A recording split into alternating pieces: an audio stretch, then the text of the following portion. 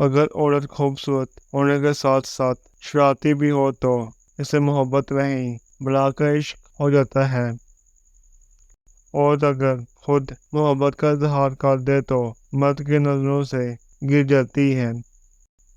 मर्द को चाहिए कि अपनी बीवी के सामने इन औरतों का जिक्र न करे जिनको ज्यादा जहेज मिला हो। जरूरी होने से लेकर इजाफी होने तक का सफर नहायत अजियतनाक होता है। ये किसी पीर या मुर्शिद के बस की बात नहीं, उदास लोगों के मसले खुदा समझता है। गुनाह करवा कर सारे जमाने के ये इश्क इबादत में डाल देता है।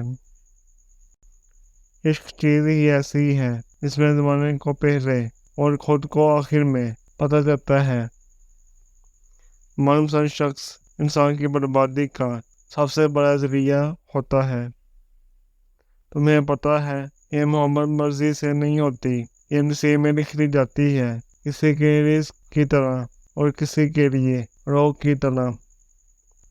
शादीशुदा औरत जब किसी मर्द को पसंद करने लगती है तो ये 3 काम लाजमी करती है। उस मर्द के सामने अपने शौहर की बुराइयां करना, उसके सामने बन ठन के आना, उसके साथ तन्हाई में मुलाकातें करना।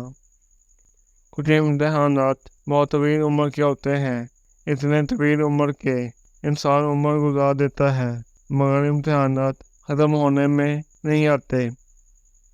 कभी कभी शदीद दिल करता है कि ज़िंदगी या तो बदल जाए या फिर ख़त्म हो जाए।